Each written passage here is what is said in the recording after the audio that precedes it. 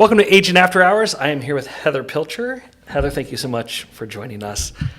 You've had kind of an interesting path into real estate where I think you were remodeling and flipping houses before you actually got licensed. So Tell me a little bit about the journey.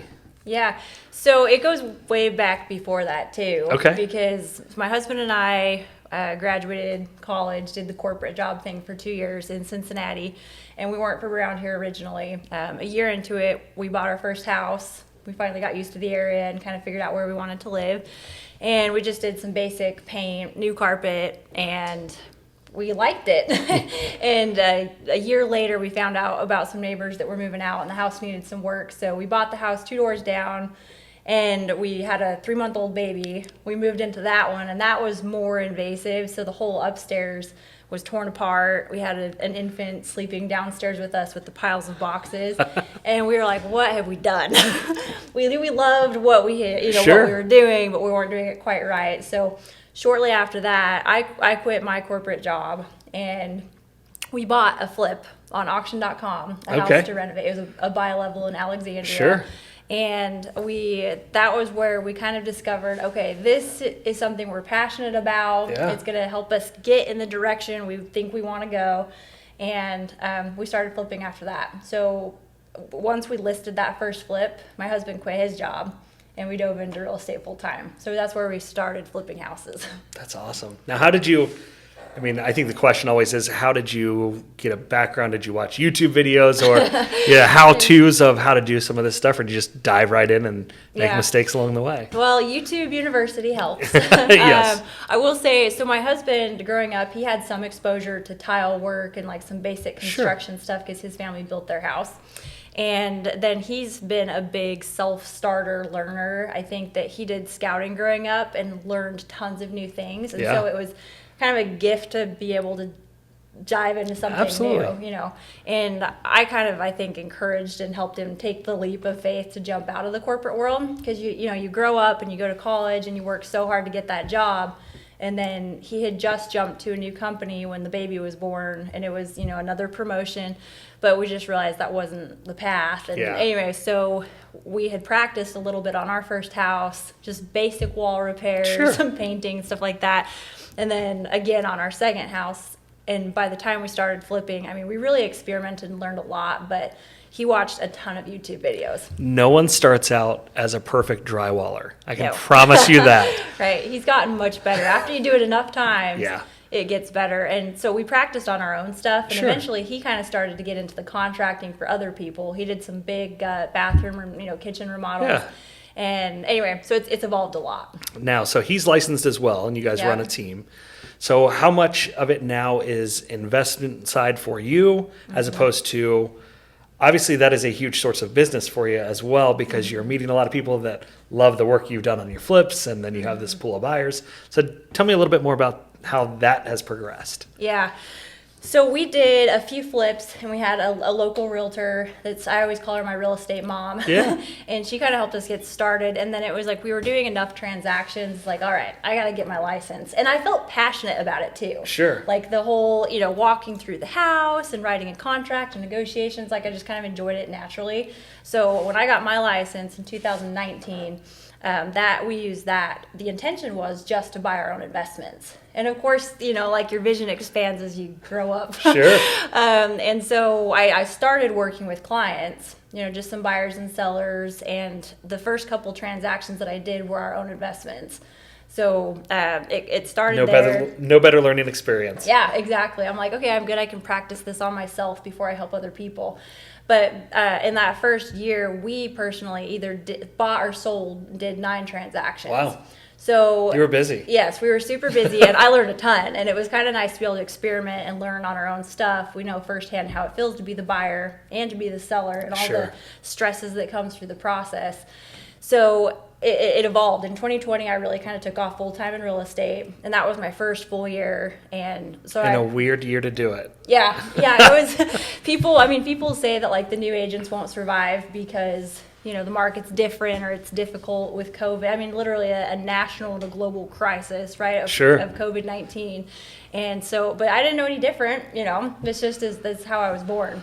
No, I love it because I was licensed in 04, had 04, 05, 06, just fine. Opened my office in 07 and went, what am I doing? Yeah. But it, made us who we are today. Right. So I'm proof that you can make it. Yeah, you'll survive. Yep. So 2020 was the first full year, and then 21, it really just started to pick up and expand. So our office offers a transaction coordinator. Sure. So I just pay per transaction to have her help with all the admin stuff on the backside of the transaction. And then as I grew in the real estate sales, it was just Brandon, my husband, was doing the contracting and the remodeling work, and it's hard physical labor. Sure. And you can only scale so much or grow, Right. right? And so within real estate sales, we discovered that it was going to help us reach our financial goals. It was going to be easier on his body and like the stress of the family, and in every aspect, it just made more sense for us to dive into that. So while we had our second baby at the beginning of this year, congratulations. Thank you, in February, and during that time while we were kind of on like maternity, paternity, just taking a break, he busted through his real estate class, passed the exams, got licensed, and then he's been trying to wean off of the contracting work. Sure. Still is trying to do that because it's hard to fully let it go. Yeah, it is. And I think one of the lessons we're learning is there's good and better and best. Yep. And so contracting work, he can make much more money than he was making in corporate, but yet you can scale more in real estate sales, right. and go way above and beyond what you could do in contracting. Oh, sure. And my brother and I have flipped plenty of houses and learned I don't want to say a long time ago, because there's still days where we're like, let's go do a demo today. And it's like, Right. Yeah. This wasn't as fun as I remember. Yeah. It's more exciting at the beginning. Yes. I think you nailed it. You can scale a lot easier in real estate. So started out and you did 9 houses, I think you said. And transactions. Then so 9 transactions by sales, side. yeah. So 9 transactions. What does that look like now as opposed to then? I mean, what percentage of your business is your renovation business as opposed to your clients? So it's evolved completely.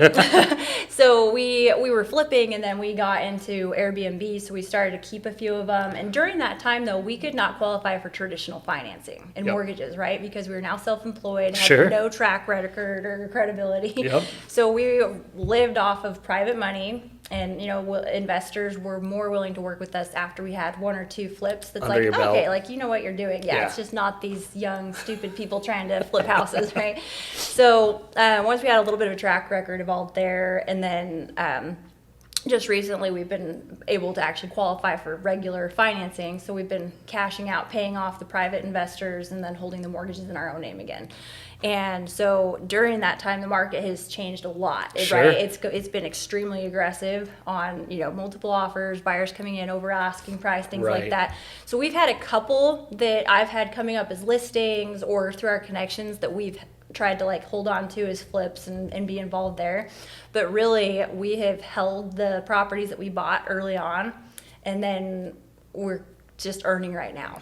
Nice. And so the business, my business has not been any of my own purchases this year. How do you like the Airbnbs?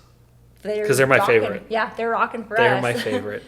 So we've got rentals and we've got Airbnb, and the Airbnb, it's a headache for a weekend, but the long-term tenants, I find, for me, I don't like being the bad guy. Yeah. And so I hate, hey, need rent again. Yeah. So that's, for me, the Airbnb is nice because, or VRBO, I should say, is nice because after the weekend, they're gone. Yeah. So we've got somebody else new coming in. Yeah. Yep. So what would you say to somebody that's looking to get into either investing, or you just got your broker's license as well? Right. So making that transition from investor to real estate agent or broker.